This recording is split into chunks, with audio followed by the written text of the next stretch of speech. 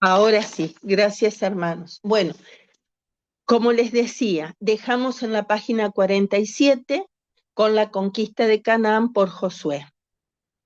O sea, Dios usó a Josué para este, esta gran empresa. Ahora comienza en la página 48 del libro de Job el reparto de Canaán. Es de de Josué 13 al 21. Fue la repartición de tierras y leemos, si alguien lo puede leer, en Josué 11:23.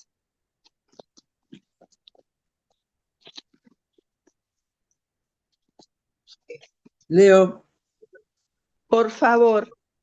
tomó pues Josué toda la tierra, conforme a todo lo que Jehová había dicho a Moisés, y le entregó Josué a los israelitas por herencia conforme a su distribución según sus tribus, y la tierra descansó de la guerra. Muy bien, aquí vemos que la tierra descansó y justamente descansó de la guerra general. Después, cada tribu tenía que conquistar la tierra que Dios le daba. ¿Y cómo fue esta repartición? Lo vemos después. Dice que las campañas no limpiaron a todo Canaán de los habitantes, ni tomaron todas las ciudades. Quedó la ciudad de Céfela de los filisteos, que, Que las faltaban. que le faltaba dominar. También esta ciudad estaba dominada por los filisteos y también faltaba Jerusalén por los jebuseos. ¿Sí? ¿Alguien quiere decir algo? Bueno, seguimos. Jerusalén por los jebuseos que recién en el reinado de David se conquistó totalmente. Tampoco tomaron las ciudades de Gesed y Megiddo, pero quedaron aisladas porque los israelitas tomaron todo alrededor del territorio. Acá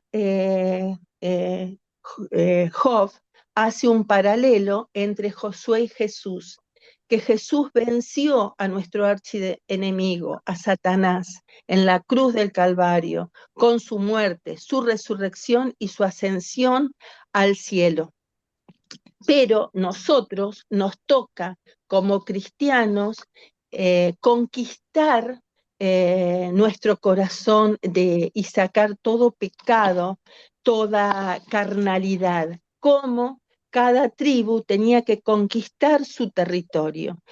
Y nosotros además tenemos que conquistar, evangelizar nuestro entorno, a nuestros vecinos.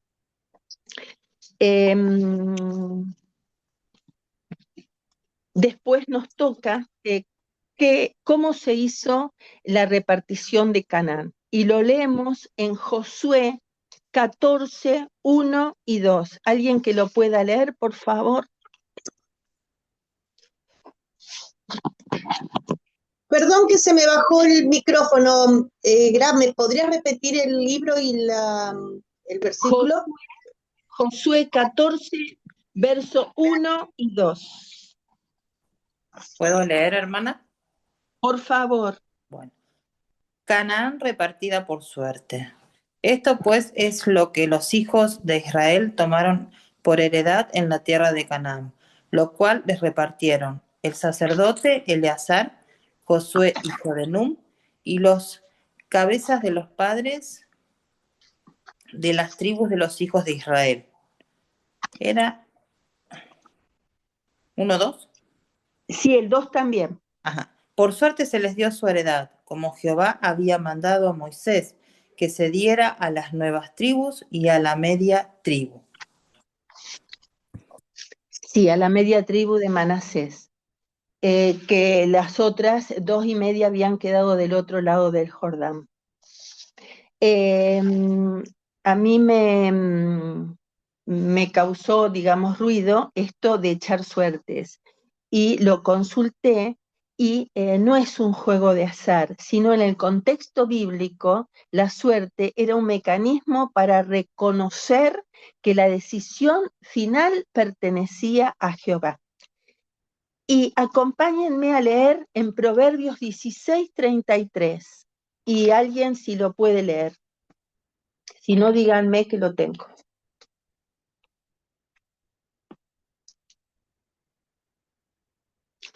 Proverbios 16:33. Lo leo. La suerte se echa en el regazo, mas de Jehová es la decisión de ella. Por eso no estamos hablando de cómo habla la gente, que los juegos de azar, confiar en esa suerte, sino que la decisión estaba dada por Jehová.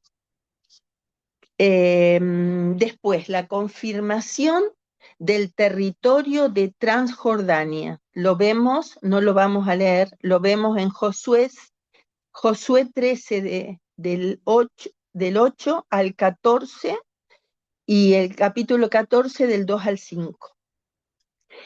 Moisés conquistó esa región, que está situada al este del Jordán.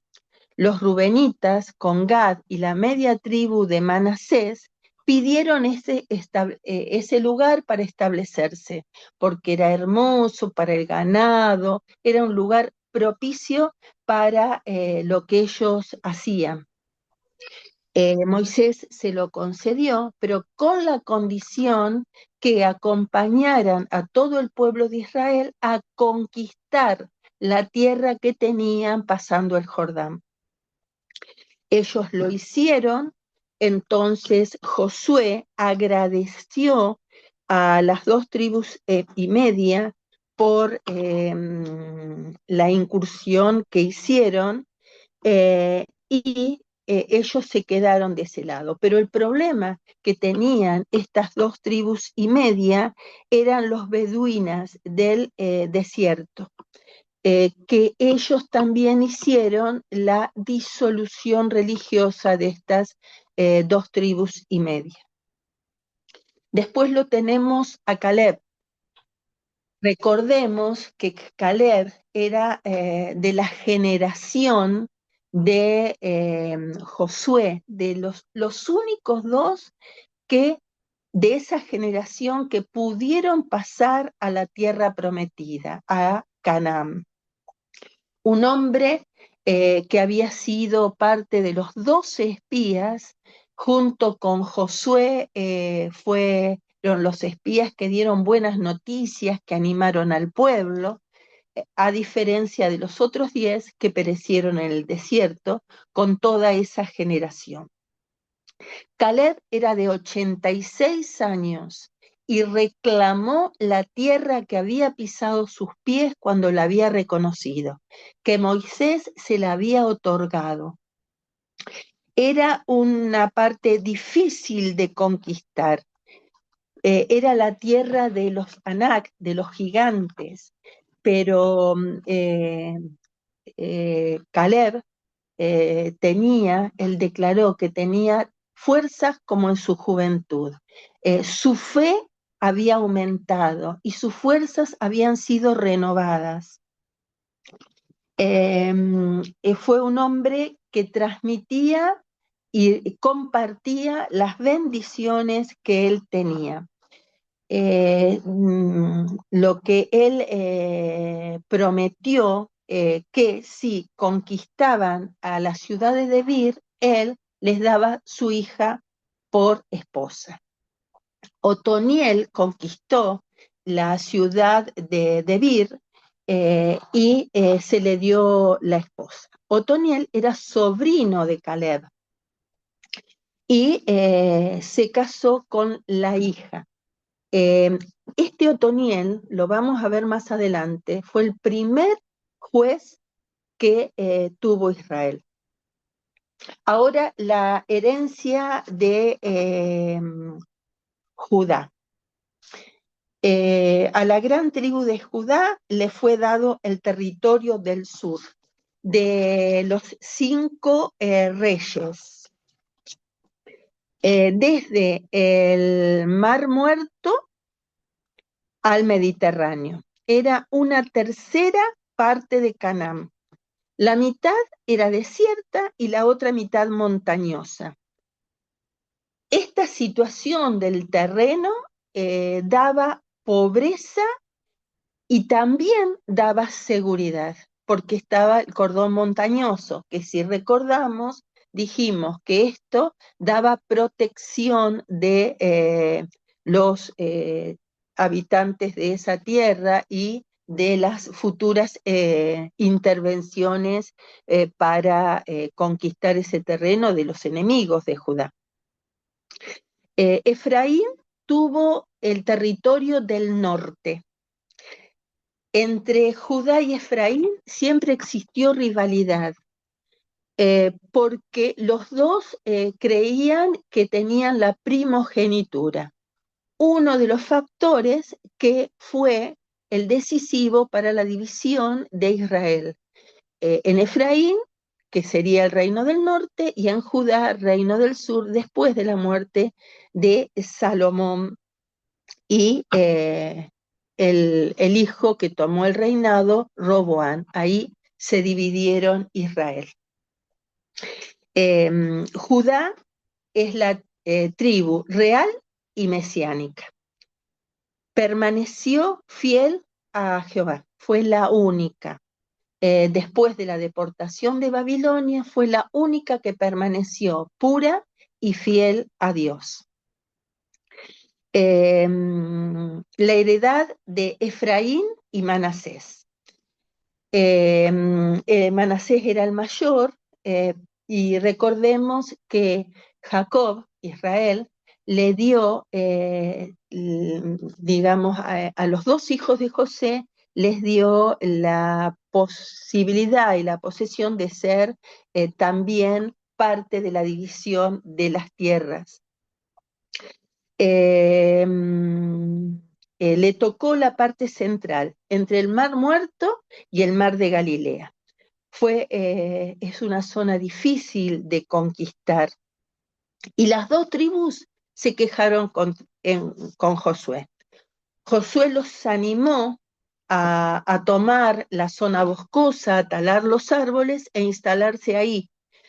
Pero la debilidad de estas tribus y la fuerza de los cananeos hicieron que no tomaran la tierra y que esto fuera un motivo para en contra de Israel, porque quedaron en el territorio para tropezadero de Israel. A la muerte de Saúl, junto con otras tribus, se negaron por 7 años a reconocer a David como rey. Después de este periodo, recién lo aceptaron como rey. Bueno, vuelvo a decir que después de la muerte de Salomón, aprovecharon la oportunidad para separarse del reino. Silo fue hecho capital religiosa de Israel. Se nombraron 3 hombres de cada tribu para reconocer el resto de la tierra y recabar datos sobre ella. Benjamín, una tribu pequeña pero fuerte, se colocó entre Judá y las tribus de la casa de José, o sea, entre las tribus de Manasés y Efraín. Fue poco el territorio que les tocó, pero fértil y hermoso. Les tocó las ciudades de Jerusalén y Betel. Echó fuera a los cananeos y le dio el primer rey a la nación, el rey Saúl. Y después, al producirse la división del reino, se unió a Judá. Simeón en el sur de Judá, desde el Mar Muerto hasta el Mar Mediterráneo. Esta tribu era la más numerosa de Israel, lugar árido y desierto, y recibía ataques de los beduinos del desierto. Al no poderse defender, pidió la ayuda de Judá y se unió a ellos, a esta tribu. Zabulón es una región fértil y hermosa, pero pequeña, desde el río Sison hasta el lindero de Isaacar. Contenía Nazaret, sin mucho éxito para desalojar a los cananeos. Isaacar, territorio muy pequeño, la mayor parte fértil, valles y el valle de Esdraelón, tampoco tuvieron mucho éxito en desalojar a los habitantes. Hacer el extremo norte de Canaán y a lo largo de la costa mediterránea. Tuvo dificultad también esta tribu para expulsar a los cananeos. Le faltó ánimo y sus estrechas relaciones con los fenicios contribuyeron en la tibieza espiritual. Neftalí, en el norte, el sector interno de Galilea, donde hay valles fértiles, bosques y cerros altos. Mostró valentía para retener su territorio, territorio que codicionaban muchos. Dan una pequeña herencia comprimida en un angosto espacio entre la cordillera y el mar Mediterráneo. Estaba poseída ese territorio, tenía posesión los amorreos y los filisteos. La mayor parte emigró al norte y tomaron Fenicia. La llamaron Dan. La herencia de los levitas,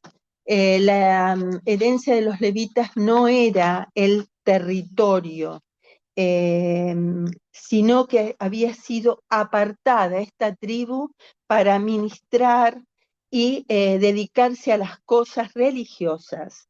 No tuvo territorio, eran sostenidos por los diezmos, por las ofrendas de las otras tribus. Esta tribu fue esparcida por toda la nación para ministrar y enseñar a los israelitas. Esa era su misión.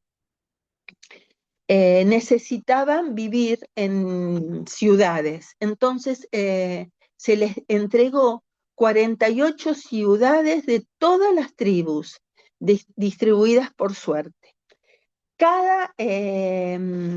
Y estas ciudades, además de estas ciudades, se habían elegido de estas ciudades 6 ciudades para refugio. ¿Por qué para refugio? ¿Y qué significaba esto? En esa época no había policía y había también muertes. Y las muertes por accidente, según la ley de Moisés, o sea, las muertes eran vengadas por un familiar cercano, según la ley de Moisés.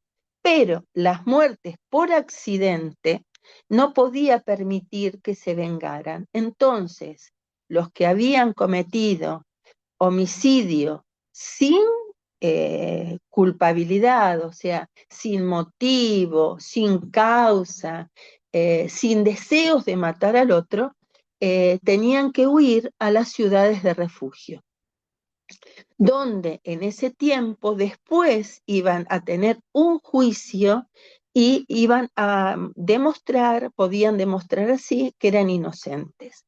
Para eso eran estas 6 ciudades dentro de las 48 que se le habían otorgado a los levitas.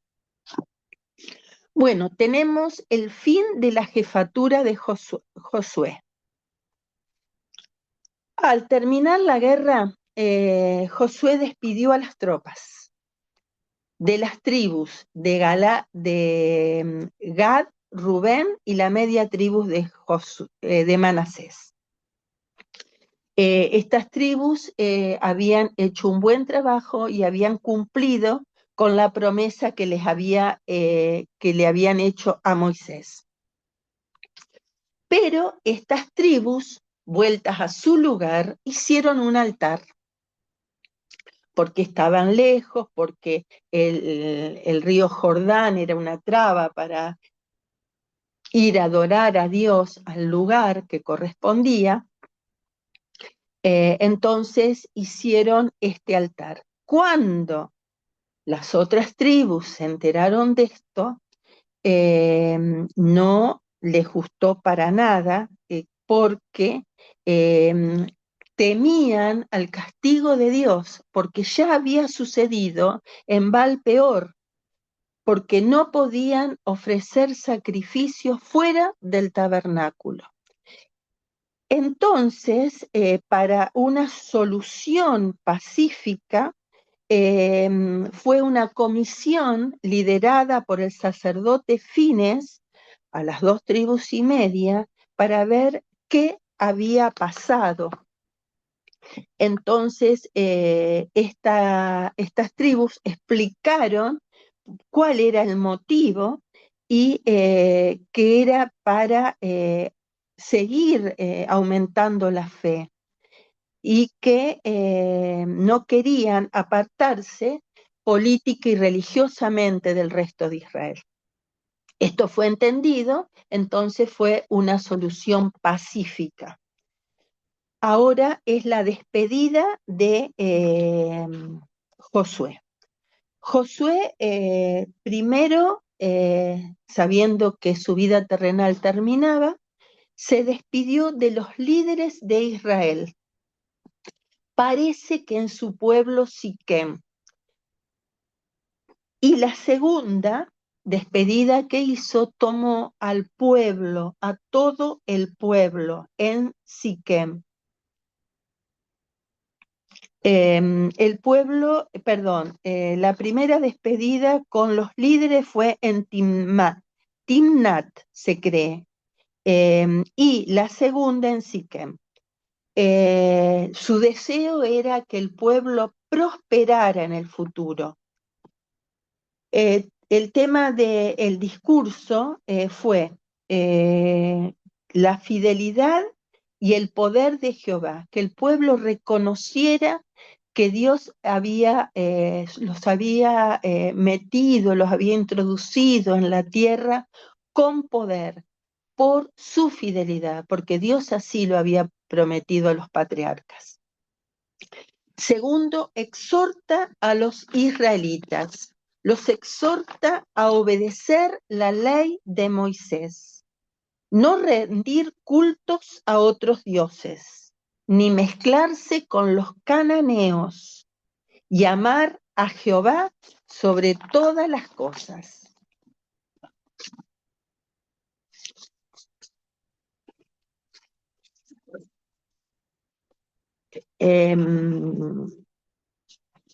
Los rasgos del liderazgo eran,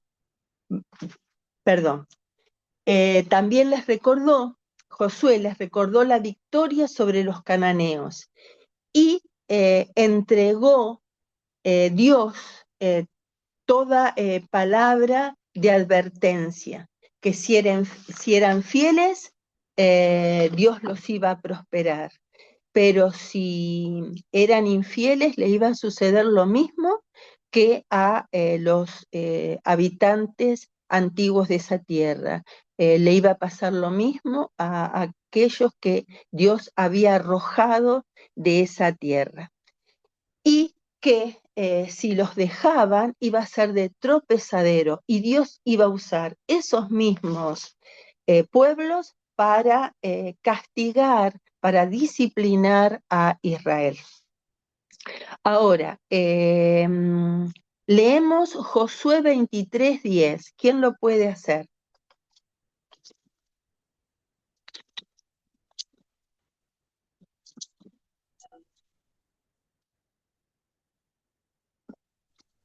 Leo. Amén, Leo. Leo 23:10. Un varón de vosotros perseguid a 1000, porque Jehová vuestro Dios es quien pelea por vosotros como él os dijo. Amén. Esa era la promesa de Dios, pero también les señalaría que si ellos no arrojaban a sus enemigos, serían de tropezadero.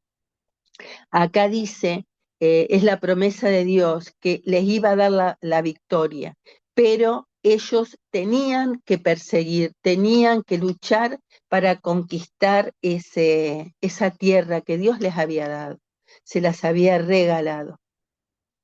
Ahora, el capítulo 23 y 24. No existía en Israel un gobierno central, ni rey, ni centro de administración. Eran una confederación, los unía la fe, la adhesión al pacto y la participación del culto en el santuario. La forma de gobierno era teocrática. ¿Qué significa? Se divide en dos palabras, teo, Dios, y crático, gobierno o poder.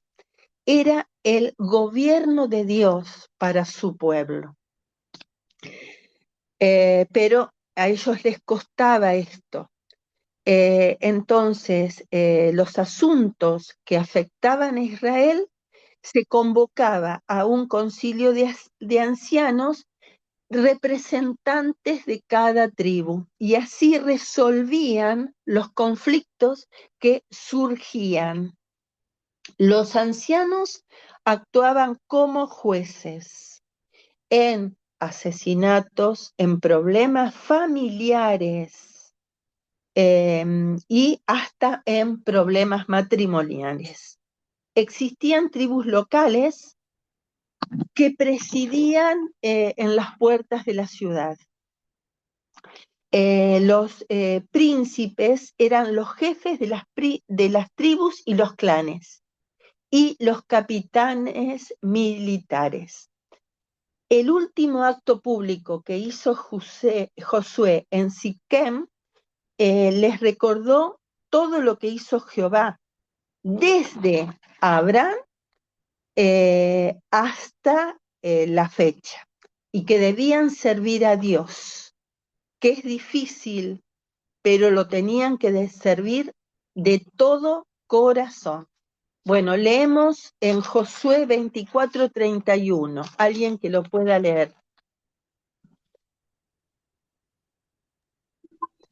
Y sirvió Israel a Jehová todo el tiempo de Josué y todo el tiempo de los ancianos que sobrevivieron a Josué y que sabían todas las obras que Jehová había hecho por Israel. Amén. Y el 31 dice, perfecto, lo leímos. Ahora, así termina el libro de Josué. Vamos a empezar con el libro de Jueces. Vamos a tener, le digo entre paréntesis, un trabajo práctico, que después yo lo voy a mandar, pero les voy a dar mucho tiempo para hacerlo. Bueno, yo tenía un resumen del inicio de Jueces, pero como no lo estoy haciendo en la computadora, se los voy a leer y después lo pasamos, se los paso al grupo de directores. Dice, introducción al libro de Jueces. Este recibe el nombre de los personajes, porque va a tratar de los jueces. Los jueces gobernaron al pueblo y eran sus libertadores. más que sus gobernantes. Procedían de distintos estratos sociales y estaban investidos del Espíritu Santo para llevar su misión. Tenían muchos defectos morales, a pesar de ser los jueces, y también tenían valentía, algunos como Jefté y Sansón, que estos son contados como héroes de la fe. Dos de ellos gobernaron toda la nación hebrea antes de la inauguración de la monarquía.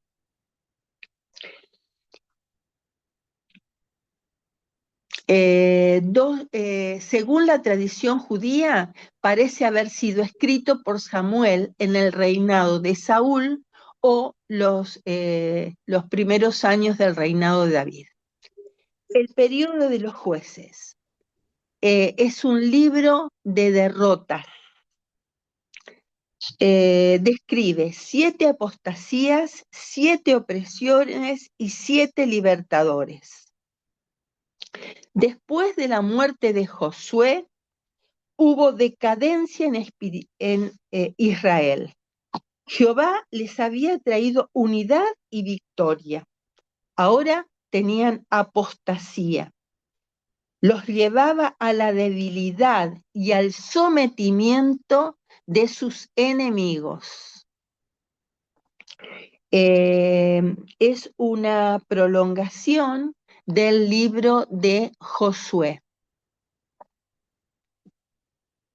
Relata la historia del pueblo escogido desde la muerte de Josué hasta la inauguración de la monarquía.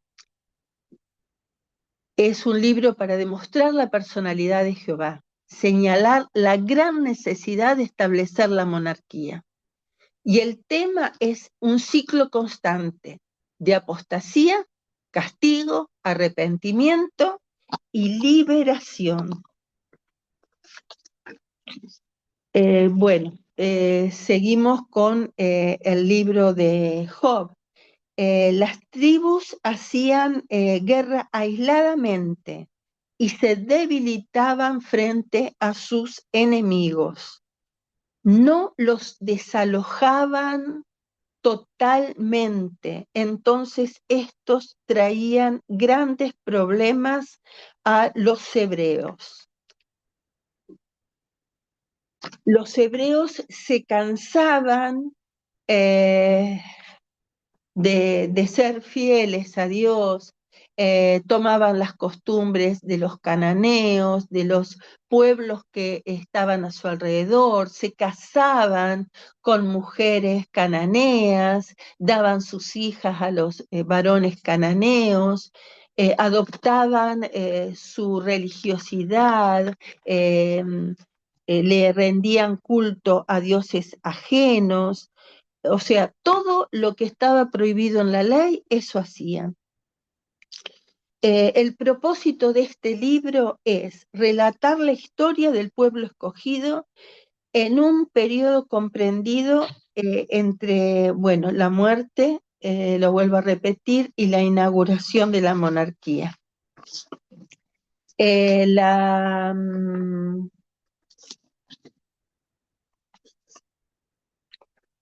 El mensaje del ángel de Jehová, en Jueces 2, del 1 al 5.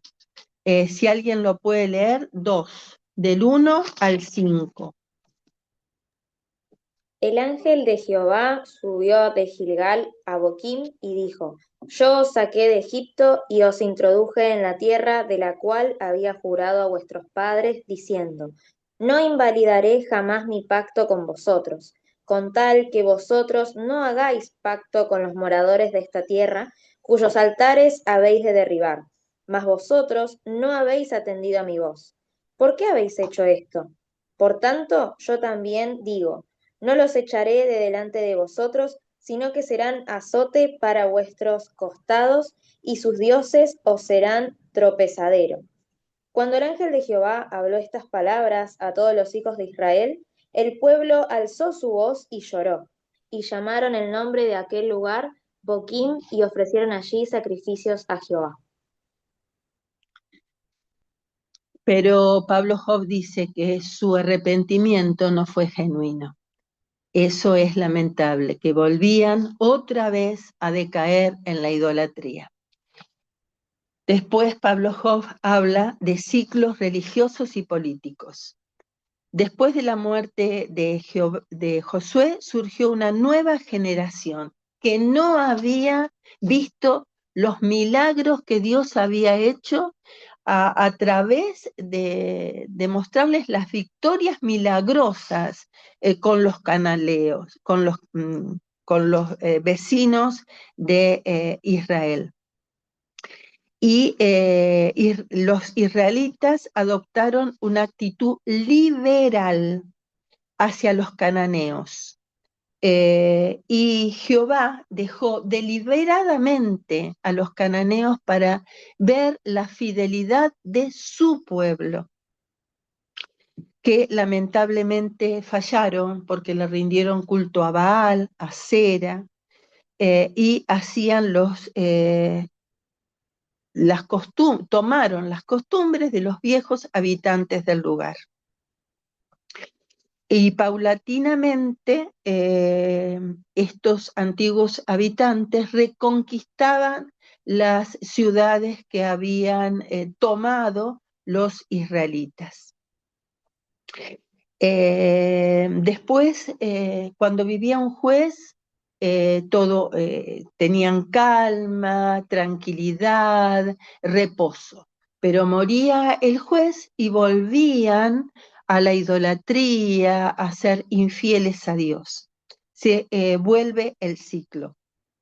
El ciclo comenzaba de nuevo. Paz, desobediencia del pueblo, castigo de Jehová, arrepentimiento y otra vez el juez. Y así se repetía lamentablemente vez tras vez. Pero en la época del libro de Jueces está el caso de hombres y mujeres fieles a Dios. También había excepciones de fidelidad a Dios. El caso de Ruth y Boaz, que al final de este libro lo vamos a ver. Es una historia de fidelidad a Dios. Bueno, se presentan 3 razones por las cuales que Jehová permitía que los cananeos permanecieran en la tierra. Primero, castigar la apostasía de Israel. Y lo vemos, no lo vamos a leer, pero lo vemos en el capítulo 2, verso 3, 20 y 21. Probar su fidelidad a Israel, probar que él era fiel a pesar de todo lo que ellos hacían, permitir al pueblo adquirir experiencia en la guerra, ejercitarse, que el ejército fuera bueno, fuera capacitado a través de las guerras. Ahora, vamos a ver Jueces, capítulo 3, del verso 7 al capítulo 16, verso 31. Y comenzamos con Otoniel, que lo encontramos en Jueces 3, verso del 7 al 11. Y les pido si lo leemos, capítulo 3, verso 7. ¿Quién lo puede leer? Al 11. Amén. Amén. Leo. Los israelitas se olvidaron de Dios y pecaron contra él, pues adoraron las estatuas de Baal y de Astarté. Por eso Dios se enojó y permitió que los conquistara Cusán Ristanim, que era rey de Mesopotamia. Después de 8 años de esclavitud, los israelitas le suplicaron a Dios que los salvara, y él le puso por jefe a Otoniel, sobrino de Caleb. El Espíritu de Dios actuó sobre Otoniel, y éste guió a los israelitas en su lucha contra Cusán Rizastaim, y así Dios ayudó a Otoniel a derrotar a su enemigo. Después de esto hubo 40 años de paz en la región hasta que murió Otoniel. Muy bien, pastor, gracias. Aquí vemos cómo Dios nombra a Otoniel y es uno de los jueces que Dios lo reviste en su espíritu. Eso tengámoslo en cuenta, es importante. Otoniel, como lo dije hace un rato, fue sobrino de Caleb y yerno. Y él fue un destacado conquistador. Recuerden que conquistó la ciudad de Debir, por eso fue yerno de Caleb. Obtuvo una victoria porque el Espíritu de Jehová estaba sobre él. Y como leemos, la tierra reposó 40 años.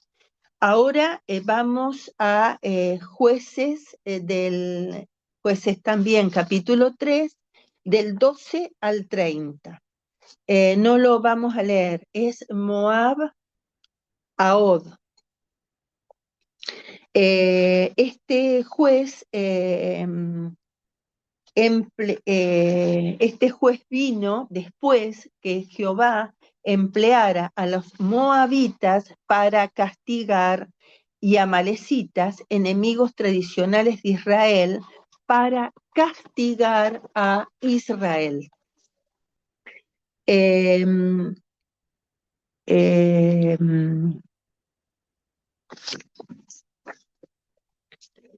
Bueno, con este juez, la tierra reposó 80 años y lo encontramos en la página 65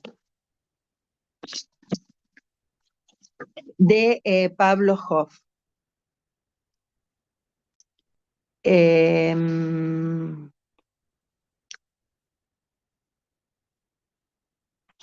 En este juez dice que no menciona que el Espíritu de Jehová haya venido sobre él. Mata a Eglón y lo hace de una forma sangrienta. Después tenemos a Jueces 3:31, y esto lo leemos. ¿Quién lo puede hacer? Yo lo leo. Después Sí. de él fue Samgar, hijo de Anat, el cual mató a 600 hombres de los filisteos con una quijada de bueyes, y él también salvó a Israel. Bien, este juez menciona que se opone a los filisteos, que es los opresores acérrimos de Israel, los enemigos acérrimos de Israel, y una batalla sobre los opresores, pero ganó la batalla sobre los opresores. Ahora vamos a Jueces 4, del 1 al 5. ¿Quién lo puede leer?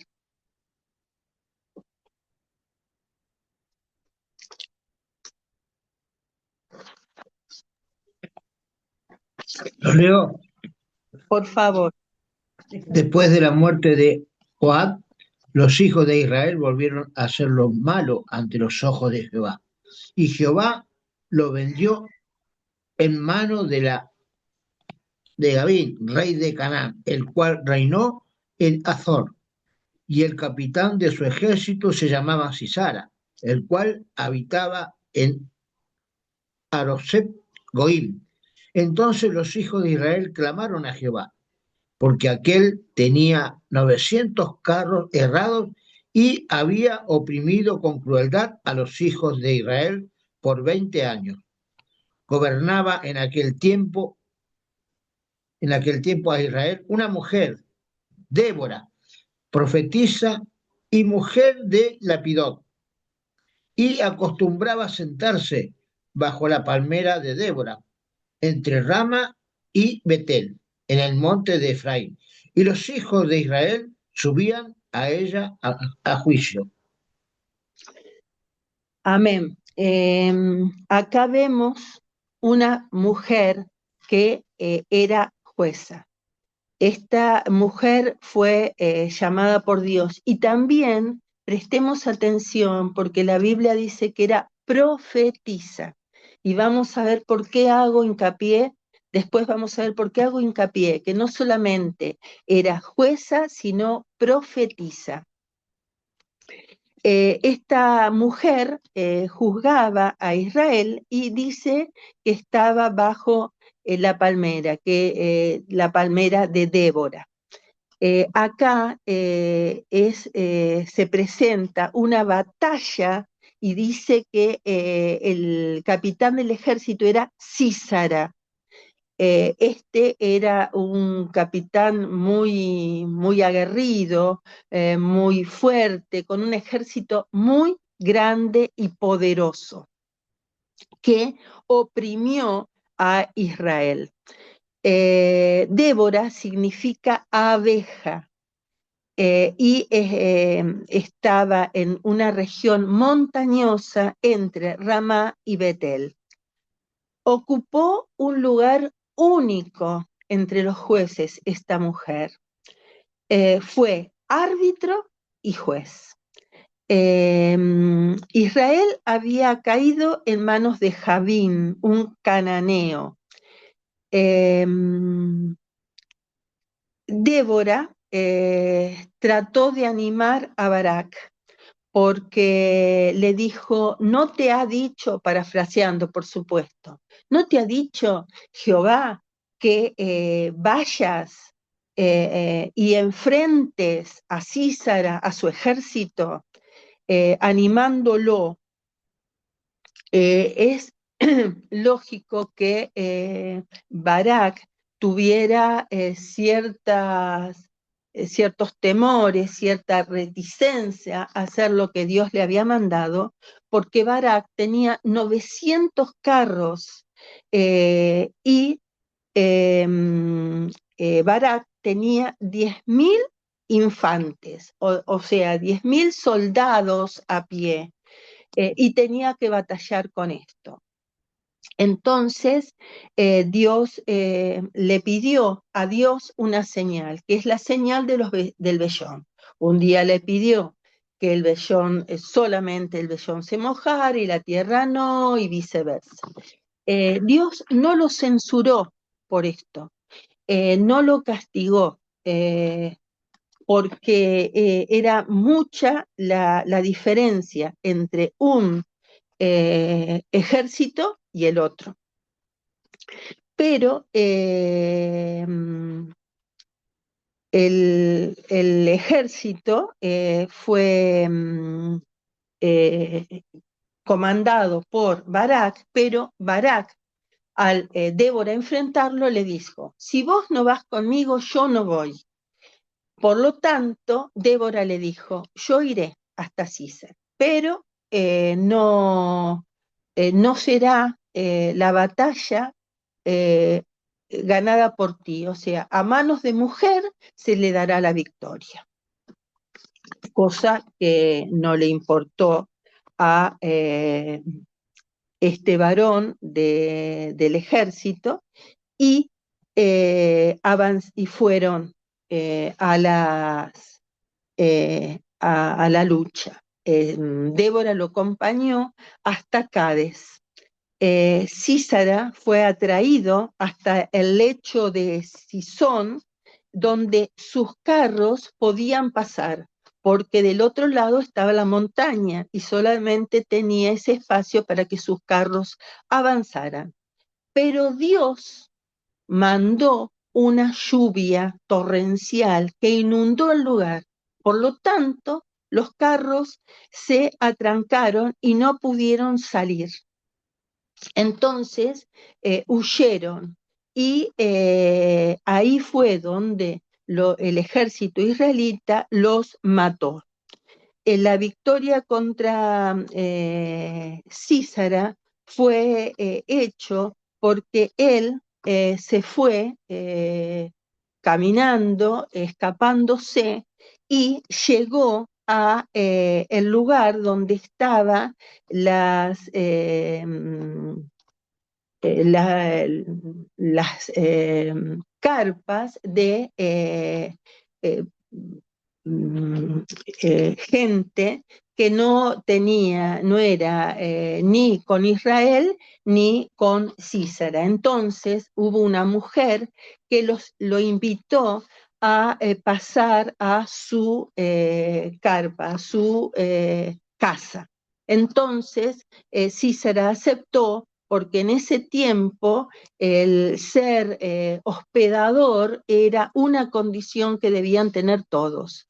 Entonces él confió porque el esposo de Jael no era, digamos, imparcial entre los dos ejércitos.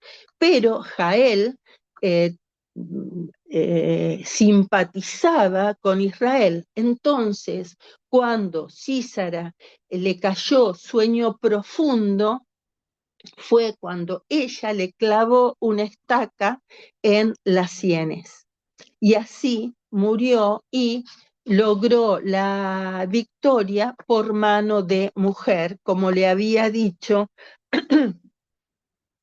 Débora.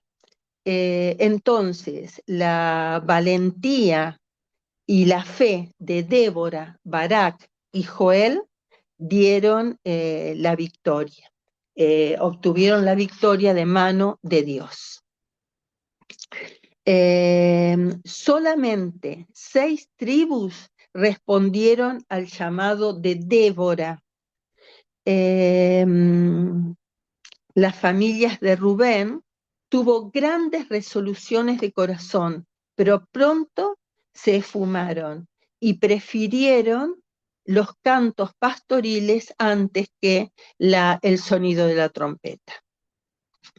La lección que nos deja esto, que a veces hacemos grandes proyectos, grandes resoluciones, pero en la práctica no lo llevamos, no lo hacemos.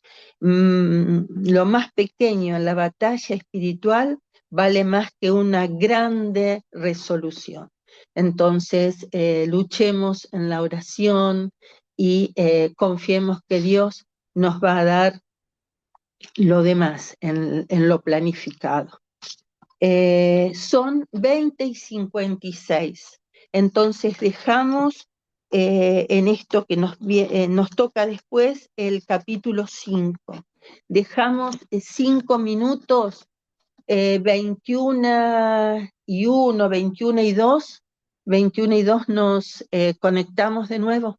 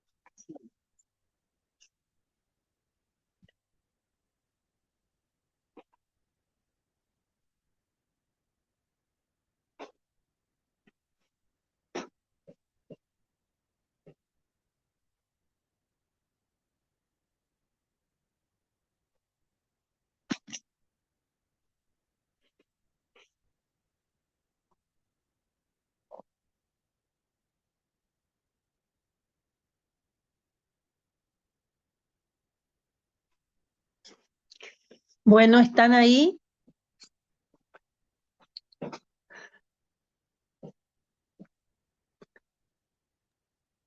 Amén. Bueno, Acá estamos. Amén, acá estamos. Acá estamos. listo, gracias. Acá estamos, acá estamos.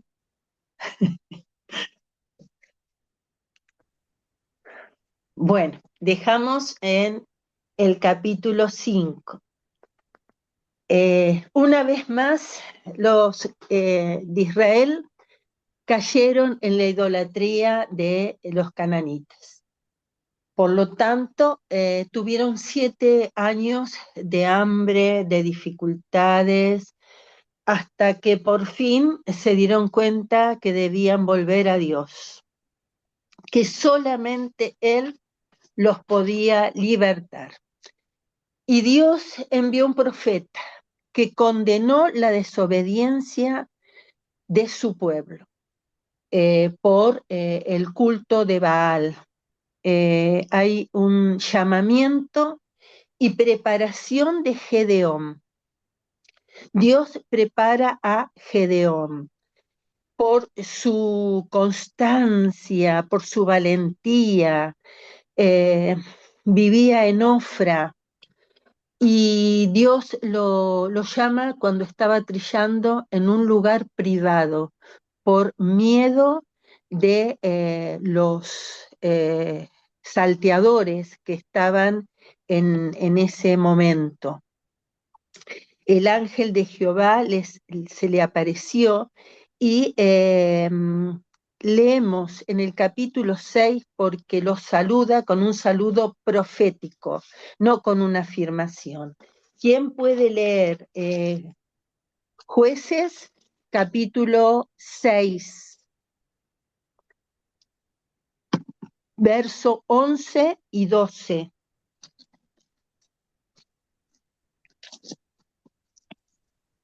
Y vino el ángel de Jehová y se sentó debajo de encina que está en Ofra, la cual era Joás Abieserita y su hijo Gedeón estaban sacudiendo el trigo en el lagar para esconderlo de los medianitas. Y el ángel de Jehová se le apareció y le dijo: Jehová está contigo, varón esforzado y valiente. Bien, gracias José. Estaban entonces, la palabra de Dios nos dice que estaba en Ofra y que estaba sacudiendo el trigo en el lagar para esconderlos de los madianitas. Y el ángel de Jehová le dice: valiente y esforzado. Esforzado era, estaba trabajando, pero valiente si estaba escondido. Pero por eso es un saludo profético del ángel, porque le está profetizando que iba a ser valiente, que se iba a esforzar para librar a Israel de los cananitas. El primer paso para libertar a su pueblo, lo primero fue destruir el templo de Baal y los utensilios de acera, los símbolos de acera. Era necesario sacar la causa de la opresión. Lo primero que tenía que hacer era eso, y eso hizo Barak. Eso hizo Gedeón, perdón. El segundo paso de la preparación de Gedeón fue que fue investido por el Espíritu Santo, otro juez que es investido por el Espíritu de Jehová, otorgándole acá sí poder y valentía. Convocó Gedeón a las tribus,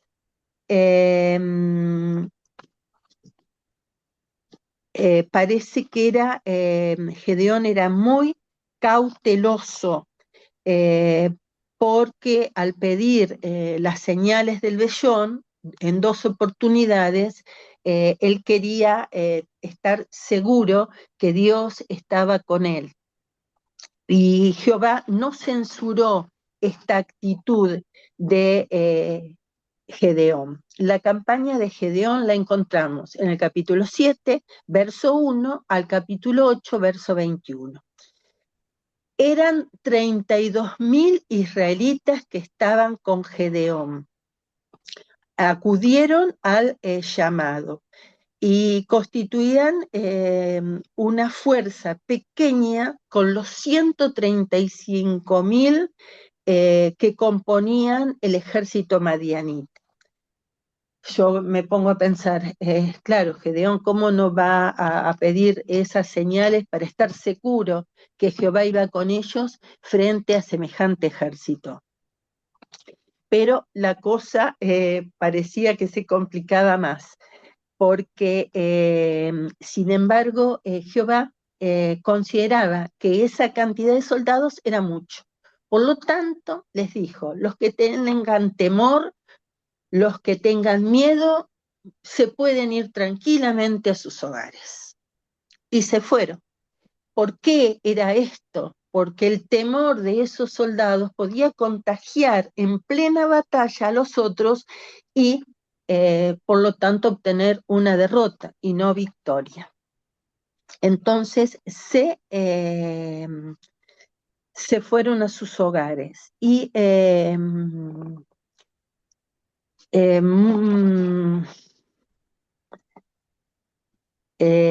quedaron solamente 10.000 israelitas, todos valientes, pero Dios consideraba que aún eran muchos, con el fin de que nadie se adjudicara la victoria, sino que la victoria se la dieran solamente a Dios. Los soldados estuvieron frente a un río con sed, entonces tomaron agua, y Dios le dijo a Gedeón, los que se arrodillen o se postren, esos no irán, solamente los que tomen agua de pie lo harán. Y esto, Pablo Job dice que es porque los que estaban atentos iban a ir a la batalla.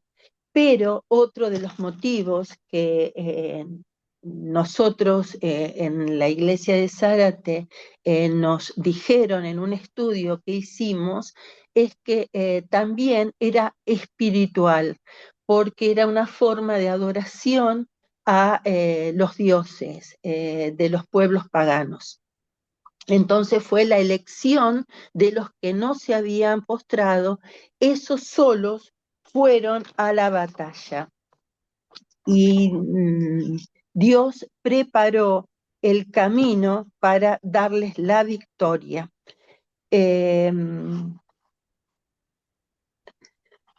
Quedaron solamente 300 israelitas que se quedaron en pie todo el tiempo. Preparados para responder a su jefe. Gedeón recibió más aliento cuando escuchó a los madianitas en su campamento. Leemos Jueces capítulo 7.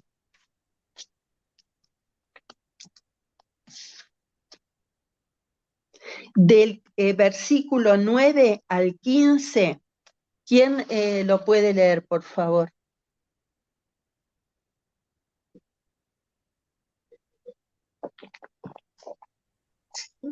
Perdón la pregunta, que no se me hizo una nube.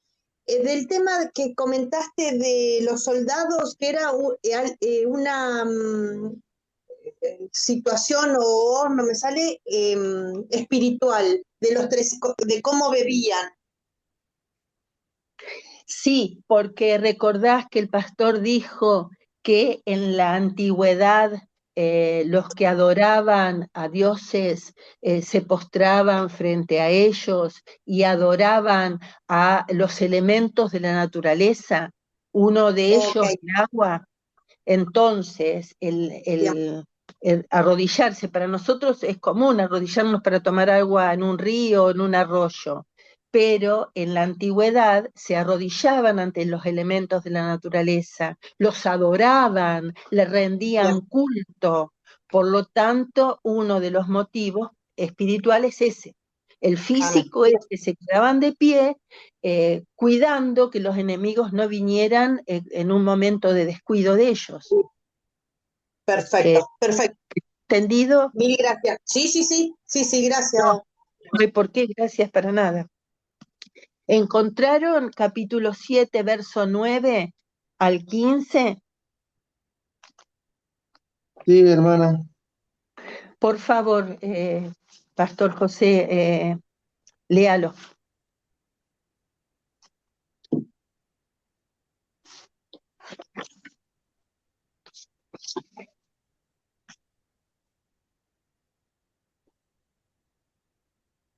No lo escuchamos.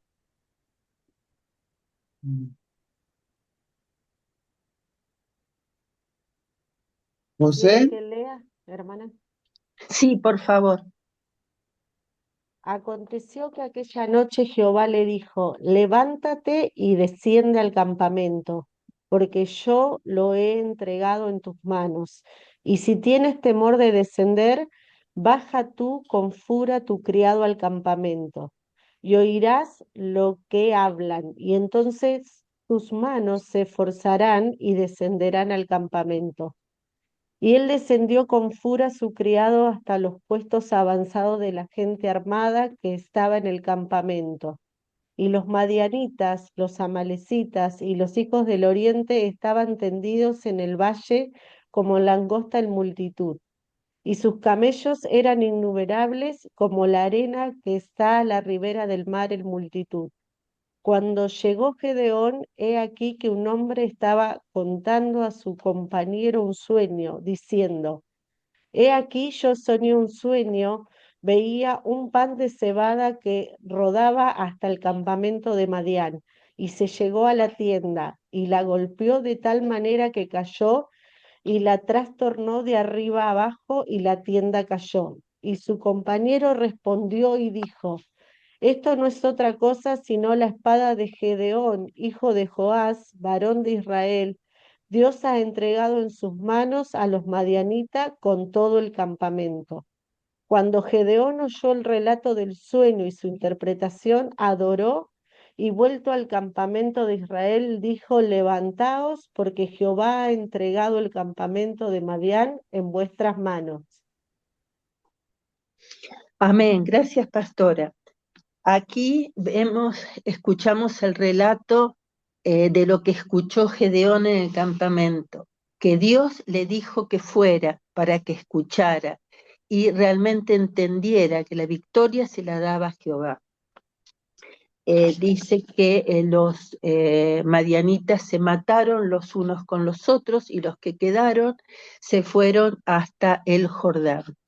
Esto fue para que los soldados tuvieran más valentía, sacaran el temor y las tribus tuvieran la oportunidad de disfrutar de la victoria y se unieran para recoger los frutos de esa victoria.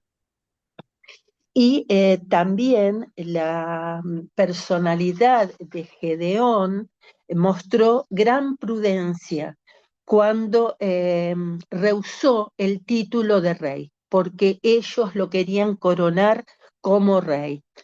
Fue el primer intento de establecer la monarquía en Israel. Pero después de negarse a ser rey, se comportó de un modo poco sensato. Demostró así que no era un hombre perfecto. ¿Por qué? Porque le pidió a los israelitas que trajeran todos los arcillos de oro, todo lo que tenían de oro. Hizo un efod.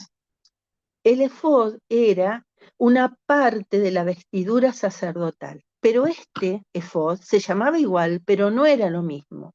Se cree, los eruditos piensan que fue una imagen de Dios, que era prohibida por la ley de Moisés.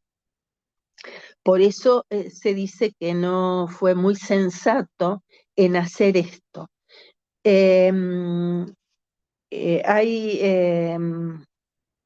Esto, el hacer este efod, su harén y la cantidad de hijos que Gedeón tuvo, fueron la caída después de su muerte. Esto le trajo problemas después de su muerte. Sin embargo, la tierra reposó 40 años y está en la lista de los héroes de la fe. Abimelech no era un verdadero juez, sino era un usurpador, hijo de una concubina de Gedeón. Era un hombre cruel, ambicioso y traicionero. Se autonombró rey. Pretendía inaugurar la monarquía en Israel a través de su vida. Pero ¿qué hizo? Mató a todos sus hermanos en una roca, procedimiento que se confundía con darle un holocausto a Baal. Así exterminó a sus rivales y evitar guerras civiles con los que habían sido sus hermanos. Antes de que pasara 3 años, los habitantes de Siquem comprendieron que Abimelech era una zarza inútil. Gal inició una revolución y aunque Abimelech prevaleció en la batalla, murió a través de las manos de una mujer que le tiró una piedra de molino y lo mató. Aún en sus minutos antes de morir, él quería que su paje lo matara para no haber caído muerto por mano de mujer. Habla de su personalidad y de su egocentrismo y de su vanidad. Ahora, en Jueces 16 continuamos con Amón y Jefté. De nuevo, los israelitas empezaron a hacer lo malo delante de Dios. Se fueron otra vez a la idolatría, los ritos de Baal. Y vino otra vez por mano de Jehová la opresión amonita. Después del reposo estuvieron bajo Tolá y Jair. Los hebreos volvieron a la idolatría más burda. Dios usó a los filisteos y a los amonitas para castigarlos. Los israelitas clamaron a Dios pidiendo ayuda. Jehová rehusó liberarlos. Sin embargo, cuando destruyeron los ídolos, Jehová fue angustiado a causa de su aflicción. Leemos Jueces 11:16.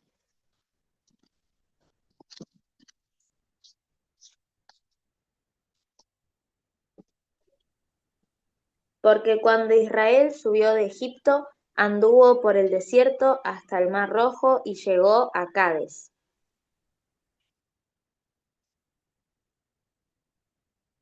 Entonces Israel envió mensajeros al rey de Edom diciendo: yo te ruego que me dejes pasar por tu tierra, pero el rey de Edom no los escuchó. Envió entonces al rey Moab, pero bueno, me he equivocado en el versículo. Dios siempre es misericordioso y siempre da una salida a su pueblo cuando éste se arrepiente. Y yo busqué, después dice que las tribus de Israel en Mizpa buscaron un hombre que tomara la jefatura del ejército israelita y le ofrecieron a Jefté. Jefté libera al pueblo. Era hijo de una prostituta, rechazado por sus hermanos, por los hijos de su padre y por todo el pueblo. Entonces él se fue del lugar y se unió a ladrones, a personas que no hacían lo bueno.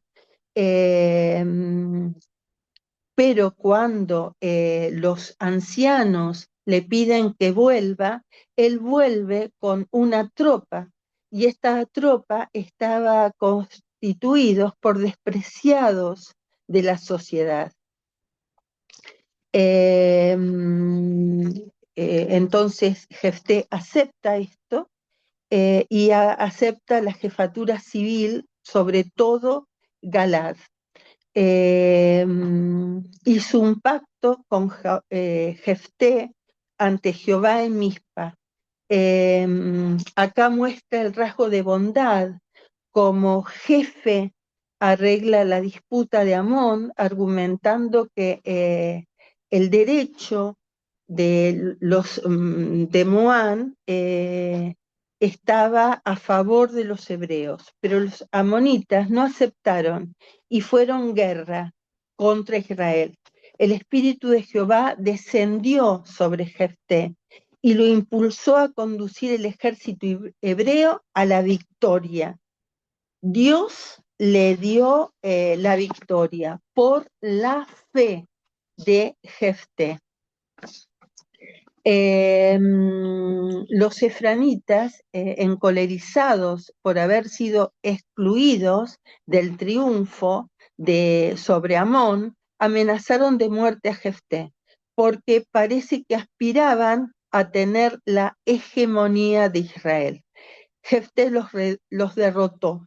La guerra entre tribus mostró la falta de unidad de Israel durante la época de los jueces.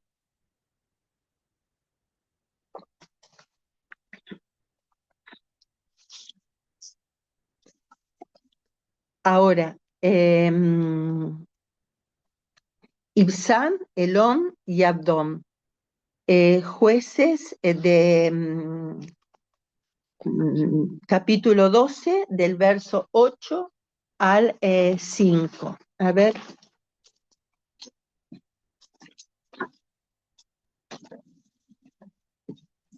¿Cómo dijo, hermana? ¿Puede repetir la cita? Sí. Dije, espérenme, Jueces 12 del 8 al 15.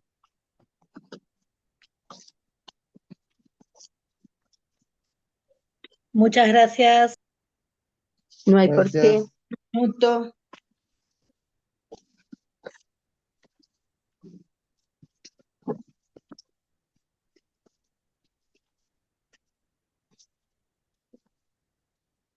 Yo les voy a leer que encontré en el comentario bíblico de Mateo Henry, 12 del 8 al 15.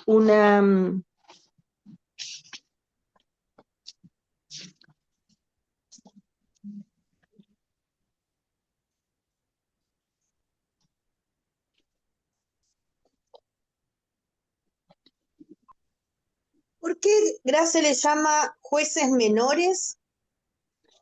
Porque tienen pocos versículos en la Biblia. Vamos a ver estos que hicieron lo bueno delante de Dios, la tierra reposó, tuvieron un tiempo tranquilos, pero ¿qué pasó? No tuvieron las controversias, las luchas que tuvo Jefté. Jefté se le dio muchos versículos en la Biblia, pero no por los años, sino por la cantidad de sucesos, de cosas que ha hecho este. Esto es como los profetas, perdón mi ignorancia, que hay profetas menores y profetas mayores. Ok. Sí, sí. Tenía para compartirles un trabajo que yo había hecho sobre estos y no sé dónde lo puse para compartirlos con ustedes. Bueno, si no lo encuentro ahora, porque lo tenía entre mis apuntes, se los paso con los directores, porque estaba muy explicativo esa tarea. Bueno, entonces seguimos. Y les leo lo que dice entonces este comentario. Les había dicho 12 del 8 al 15. Acá está. El trato que hace con ellos Dios había perdonado a Israel las afrentas que el pueblo le había hecho. También Jefté les iba a perdonar. Les hace una pregunta muy apropiada. Si vuelvo vencedor, ¿yo seré vuestro caudillo? Aquí está hablando que perdona las ofensas que le hicieron los ancianos y sus hermanos. Como si dijera, yo con la bendición de Dios os libro de la opresión de los enemigos. ¿Me dejáis que os reforme? La misma pregunta se hace a quienes desean ser salvos por Cristo. ¿Queremos que Dios nos transforme? Si Él os ha de salvar, ¿dejaréis que Él os gobierne? Pues no podéis ser salvos sin someteros a Él. El que da la salvación exige santificación. Si Él es vuestro ayudador, ¿será vuestro caudillo? Ellos les respondieron afirmativamente de inmediato. Jehová sea castigo entre vosotros si no hacemos como tú dices. Dirígenos en la guerra y mándanos en paz. Este fue el contrato ratificado entre Jefté y los de Galaad, con el consentimiento posterior, según parece, de todo Israel, pues leemos que juzgó a Israel. Así pues fue con ellos el lugar donde estaban todos reunidos, y allí el pueblo lo eligió por su caudillo y jefe. Ahí está la explicación que dice Matthew Henry de Jefté. Ahora, Isán, Elón y Abdón.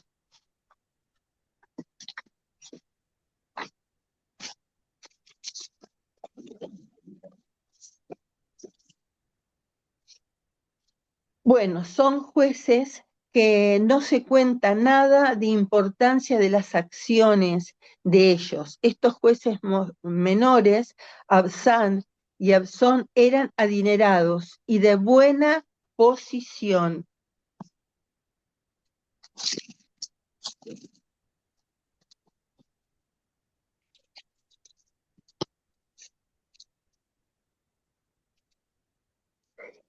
Leemos ahora sí, en el capítulo 12, verso 8. ¿Lo leen? ¿Lo tienen? Después de él juzgó a Israel y Basán de Belén, el cual tuvo 30 hijos y 30 hijas, las cuales casó fuera, y tomó de fuera 30 hijas para sus hijos, y juzgó a Israel 7 años. Y murió Ibasán y fue sepultado en Belén. Después de él, Suficiente. Hasta ahí. Leímos después que Jefté murió, tuvo Ibzán el juzgar a Israel. Dice que tuvo 30 hijos y 30 hijas, 60. Dice que fue muy rico en su lugar y que el deber, los judíos dicen que el deber de los padres es enseñar a sus hijos a leer el Torá, a tener un oficio y a darles su esposa. En este caso, tanto a las hijas mujeres como a los hijos varones los casó fuera de Israel. Bueno, ahora sí, seguimos leyendo en el verso 11. ¿Podés seguir leyendo? sí, amén. Después de él juzgó a Israel Elón Zabulonita, el cual juzgó a Israel 10 años. Y murió Elón Zabulonita y fue sepultado en Ajalón, en la tierra de Zabulón. ¿No? Seguí un poquito más, hasta el 15. Okay. Después de él juzgó a Israel Abdón, hijo de Gilel, piratonita. Este tuvo 40 hijos y 30 nietos que cabalgaban sobre 70 asnos, y juzgó a Israel 8 años. Y murió Abdón, hijo de Gilel, piratonita, y fue sepultado en Piratón, en la tierra de Efraín, en el monte de Amalec. Muy bien. Acá dice que cabalgaban sobre 70 asnos. En la antigüedad, esto de cabalgar en asnos era que eran muy ricos, era una forma de demostrar su posesión, su lugar en la sociedad. Estos tenían una muy buena posición social, estos 3 jueces. Y lo que se refería Virginia a que eran jueces menores. ¿Por qué? Porque si bien con los 3 juntos juzgaron más años que Jefté, Jefté tuvo más luchas, más inconvenientes, o sea, más situaciones para relatar, que no sucedió esto con Ibzán, Elón y Abdón. ¿Quedó claro eso? Bien. Perfecto, sí, sí. Seguimos con jueces, del capítulo 13 al 16. Se trata de la opresión filistea, la sexta y última opresión de los filisteos. Los periodos de magistratura de Jefté, Sansón y Elí coinciden. ¿Por qué? Porque cada uno fue juez en distintas partes de Israel. Los filisteos invadieron el territorio para saquearlo, ocuparlo y gobernarlo. Este era el fin de la invasión de los filisteos. Los filisteos tenían un ejército bien organizado, bien armado. Por largo tiempo disfrutaron de la superioridad militar de Palestina. Sansón comenzó contra ellos una lucha que duró hasta que fueron derrotados en el reinado de David. El nacimiento de Sansón, y estamos en la página 76 del libro de Job. Es el nacimiento de una mujer a través de una mujer estéril. La importancia de su misión se nota en el anuncio del nacimiento que hizo el ángel de Jehová. Dijo, predestinado por Dios para luchar por la liberación de su pueblo. Sansón vivió toda su vida en aquel estado de consagración legal, que era nazareo. Se denomina nazareato, que esta consagración externa a Jehová correspondía a la investidura del Espíritu de Dios. No dice que Sansón tenía musculatura, sino que estaba investido por el Espíritu. Las hazañas de Sansón fueron 11, sin contar el milagro de Leí. Recordemos que el milagro de Leí es que Sansón estaba cansado, con sed, y Dios abre la peña y sale agua. Y así fue Sansón saciado de su sed y recobró, dice la palabra, su espíritu. Ahora, las hazañas de campeón danita tenían que ver siempre con las relaciones con las mujeres filisteas, cosa que estaba prohibido por la ley mosaica, la ley que Dios le había dado a Moisés. Y actitudes nada recomendables para un libertador, para un juez de Israel. Apareció Sansón en territorio filisteo, vio a una mujer filistea, parece que se enamoró de ella, entonces volvió a su hogar, le pidió a sus padres que tomaran esa mujer para esposa, como se acostumbraba en esa época. Los padres no les gustó, pero cedieron a la petición de su hijo, sin saber que era una cuestión que Dios lo había programado así, lo había planificado así. En el camino a Filistea, a Sansón se le presentó un león, el cual mató. Y los efectos del sol, de los depredadores, hicieron un cadáver de este león. Y en el león fueron las abejas y produjeron miel. Este fue el enigma que Sansón presentó a los filisteos. Los filisteos tuvieron una reacción violenta con Sansón. Sansón había dejado a su mujer por engaños, pero volvía a ella, y en esto los filisteos mataron a esta mujer y al padre, los prendieron fuego.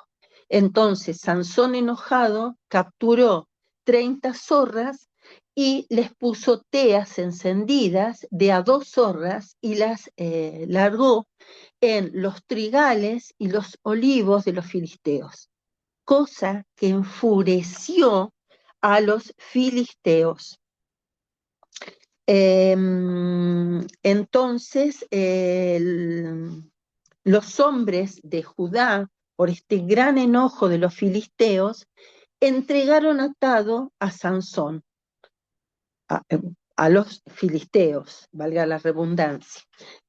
Cuando éste estuvo con los filisteos, rompió sus cuerdas y mató a 1000 de ellos. con una quijada de asno. Después, Israel Sansón juzgó a Israel durante 20 años. Pero la sensualidad de Sansón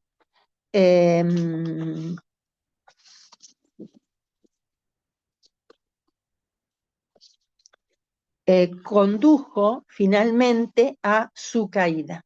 Se enamoró de una filistea y que era Dalila, y de a poco lo fue dominando hasta que él reveló su secreto, que si le cortaban el cabello, él perdía toda su fuerza.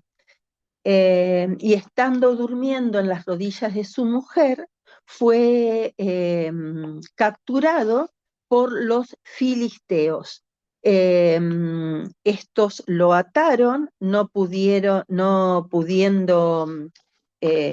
él desatarse, lo llevaron cautivo. Esto fue porque Jehová se había apartado de él. La consagración era el secreto de su poder, no su largo cabello. Este era un símbolo, pero no el poder no estaba en el cabello, sino en la consagración que él tenía hacia Dios. Él había violado su pacto nazareo, entablando relaciones con mujeres paganas, tocando también el cuerpo de un animal muerto, que esto también estaba prohibido, y las aventuras morales que él había tenido. Solo le quedaba su cabellera y esta también fue cortada. El trato que recibió Sansón a manos de los filisteos muestra las consecuencias que trae transgredir los ideales espirituales y morales y ceder a la carne. Esto tiene que ser una advertencia para nosotros. Nuestra consagración a Dios, nuestra consagración espiritual, nuestro escuchar a Dios, el obedecer sus mandamientos, obedecer y seguir su voz, y no nuestra carne, porque así terminó Sansón, en manos de los filisteos, y creyeron que su dios Dagón los había entregado y le habían dado la victoria. Esto creyeron los filisteos, pero hicieron, a causa de esto, de homenajear a su dios, hicieron una fiesta, a la cual llevaron a Sansón, que estaba ciego y atado, y se burlaban de él.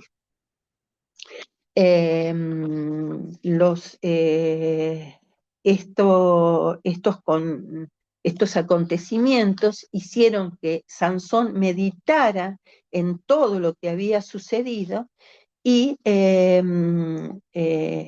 pidiera a Jehová, y sus fuerzas se fueron,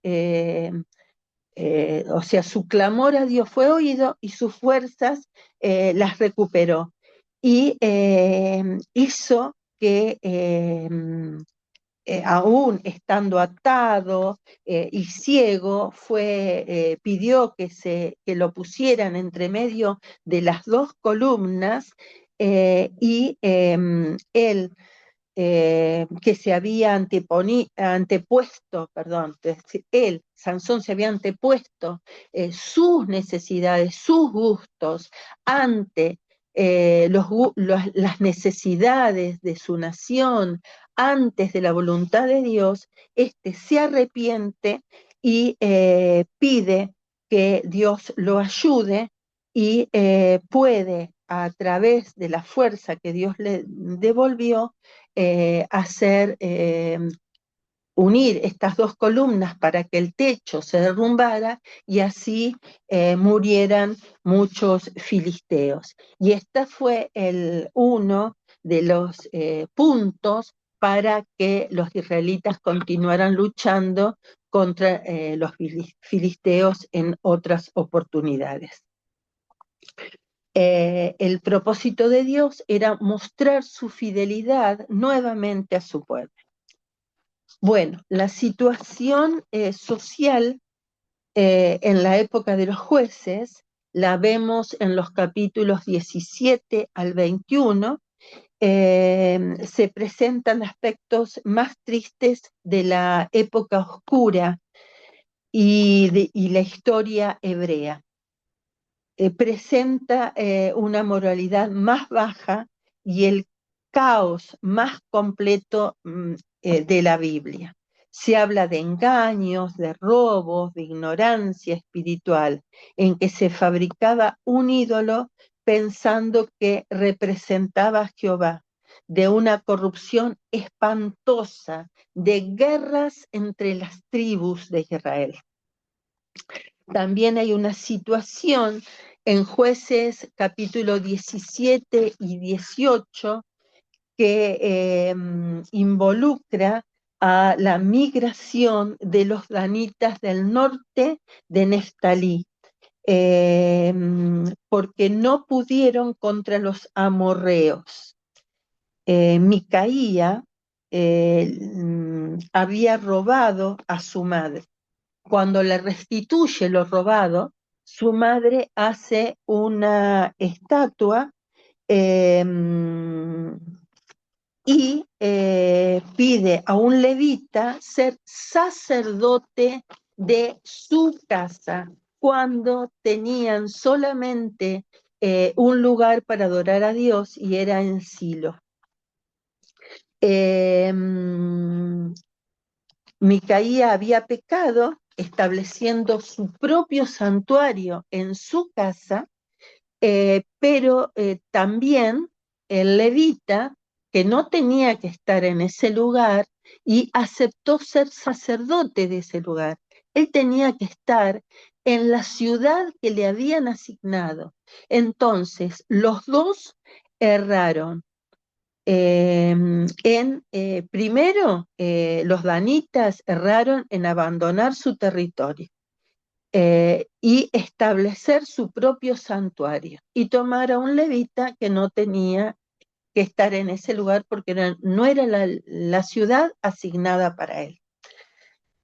Después tenemos como en los capítulos 19 al 21, se revela la corrupción moral causada en parte por la influencia del culto a Baal, el pecado de los hombres perversos de Gaba.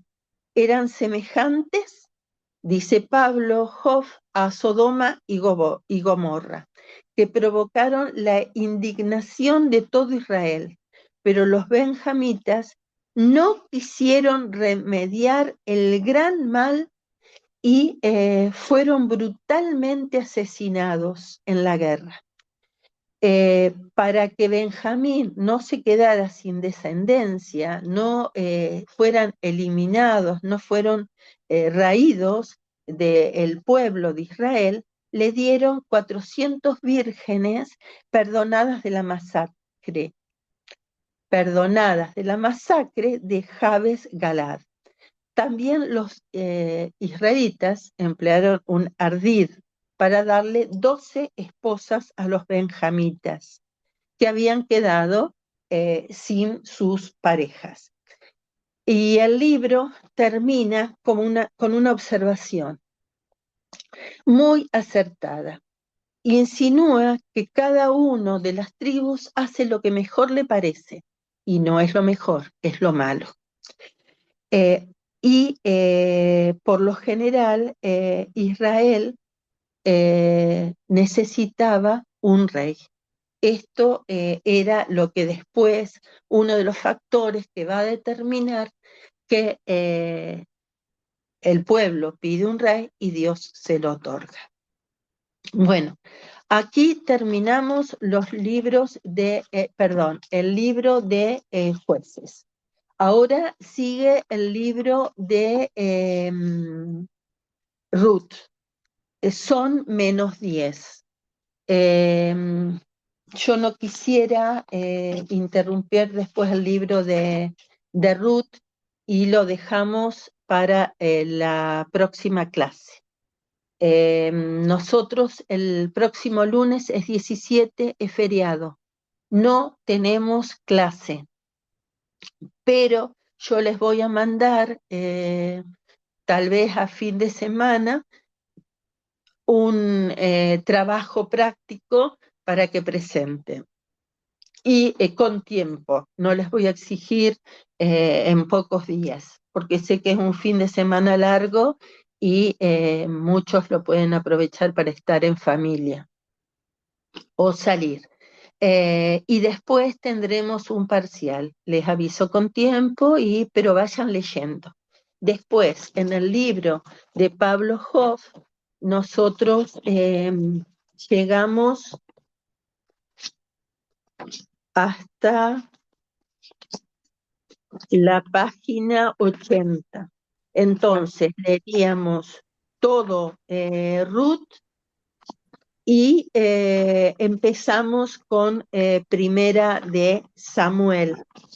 Les pido que lo lean, así podemos adelantar un poquito. Bueno, no sé si quedó alguna duda, algún comentario que me quieren hacer. Le hago una pregunta, hermana Graciela. El libro Sí. de Pablo Job, ¿lo mandaron en PDF o...? Sí, lo mandaron en PDF. Yo Ah, lo no, tengo, se lo mando a los directores si usted no lo tiene, no, pastora. no lo tengo. Bueno, perdón, yo no la veo. Me está hablando Mercedes. Sí, La sí, pastora, sí, pastora, sí. se lo mando a su teléfono, yo lo tengo a su teléfono. Si me hace el gran favor, porque no lo tengo. Sí, no Bueno, se haga problema, yo se lo muchas mando. gracias. Gracias. No, por favor, ¿no hay nadie más que le falte el libro? Sí, yo lo necesito también el libro. Soy José. Sí, Pastor José, yo lo mandé al grupo, pero se lo mando a su teléfono, quédese tranquilo. Espero Hermana, que sí. hermana, páselo a la directiva de la región del litoral y ella nos pasa también, si usted quiere, No, el por libro. supuesto, se lo voy a mandar. Estoy anotando para no olvidarme. Sí, ¿alguien más? ¿Algo más? No, bueno, entonces oramos. ¿Alguien quiere orar? Perdón, Graciela, una hermana de Mendoza también te lo está pidiendo. Ah, bueno, gracias. Entonces, lo voy a hacer más sencillo, lo voy a mandar a los directores, porque yo, la directora de Litoral y de Mendoza no lo tengo. Entonces, directamente lo mando nuevamente a los directores, y el caso de José, bueno, porque está con el ITC de Zárate, se lo mando a él particularmente. Si logro tener el resto de teléfonos, se los mando individualmente. Bueno, Pero a mí aún me lo, así, bueno, a mí aún me lo así manda lo voy a mandar a los individualmente. directores. Sí, Bueno, pastora Mercedes, yo se lo gracias, mando a muchas usted gracias. porque tengo su teléfono. Pero no así el del resto. Por lo tanto, para ser pareja, unánime, democrática, se los voy a mandar a los directores. ¿De acuerdo? Perfecto. Hermana Graciela, ¿hasta qué página leemos del libro ahora para la próxima clase? Yo creo que podemos llegar a ver todo de Ruth y ver lo que más podamos de Samuel. Entonces, espéreme, pastora, que lo estoy buscando. No creo que avancemos tanto, pero si pueden llegar a leer 141, que ahí dice apreciación sobre David, y en la 144 están las preguntas y ya comienza Reyes y Crónicas. Así que si pueden leer hasta la 142, Sinceramente no creo que lleguemos tanto, pero Bueno, perfecto, gracias. no hay por qué, es un placer. Bueno, ¿alguien quiere orar?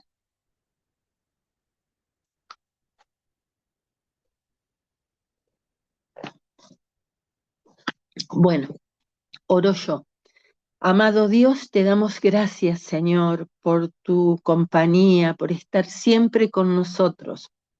Te bendecimos, te damos toda la gloria, Señor, porque solamente tú eres el Dios y el Señor nuestro. Señor, gracias por cada estudiante, gracias por su paciencia, su amor, su dedicación, Señor. Te clamo en esta noche que los estés bendiciendo. Así, Señor, como estés poniendo tu mano de poder en cada cuerpo enfermo, Señor, en nuestros hermanos de Colombia. Señor, toma el control de todas las cosas y te pedimos, Señor, que tú bendigas cada una de nuestras vidas. Señor, bendigas el sueño de nuestra noche y ayúdanos a entender, Señor, estos libros, a hacerlos amenos. Ayúdame a ser didáctica en cada situación, en cada palabra, en cada libro. Gracias te damos por todo y en todo. Ahora te pedimos que te quedes con cada uno de nosotros. En el nombre poderoso de Jesús. Amén. Bendiciones. Bendiciones. Bendiciones. Chao, Bendiciones a Graciela. todos. Bendiciones, Bendiciones para Bendiciones a todos. todos. Bendiciones a todos. Bendiciones. Dios les bendiga a todos ustedes. Bendiciones. Bendiciones. Bendiciones. Bendiciones, hermana Graciela. Bendiciones.